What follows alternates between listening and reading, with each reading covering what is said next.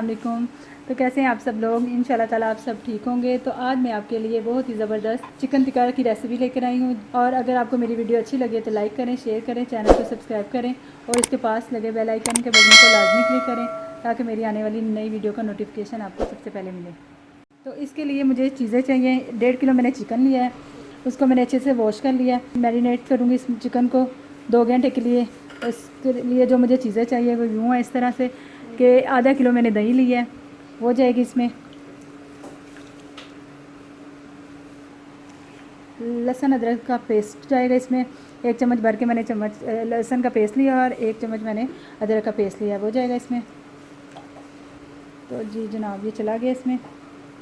अब इसमें 2 टेबलस्पून मैंने सिरका लिया सफ़ेद, वो जाएगा इसमें।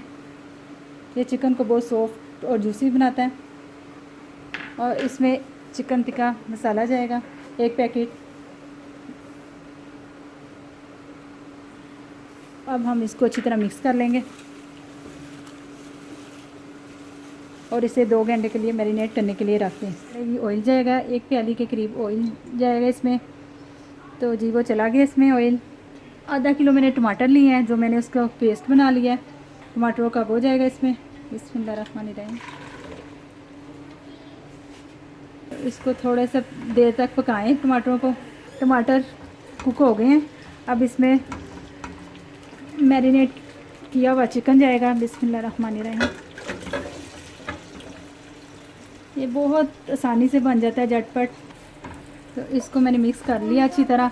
अब इसको ढक के 15 मिनट के लिए पकाएंगे और फिर इसको स्मोकी फ्लेवर देंगे। 10 मिनट हो गए, हम देखते हैं। चिकन हमारा टेंडर हो गया है और इसकी ग्रेवी भी बहुत अच्छी तरह से तैयार हो गई है। और मेरे पास ब्रेड नहीं या फॉइल पेपर ना हो आपके पास तो आप रोटी का एक टुकड़ा लें, वो रखें सेंटर में। तो ये मैं सेंटर में रखूँगी कोयला। और स्मोकी फ्लेवर चिकन टिक्का मसाले में ना हो तो इसका मज़ा नहीं आता, तो ये हम देंगे स्मोकी फ्लेवर इसका करते हैं। अल्हम्दुलिल्लाह हमारा चिकन टिक्का मसाला डन है। और मैं इसको सर्विंग बाउल में निकालूंगी। बिस्मिल्लाहिर्रहमानिर्रहीम।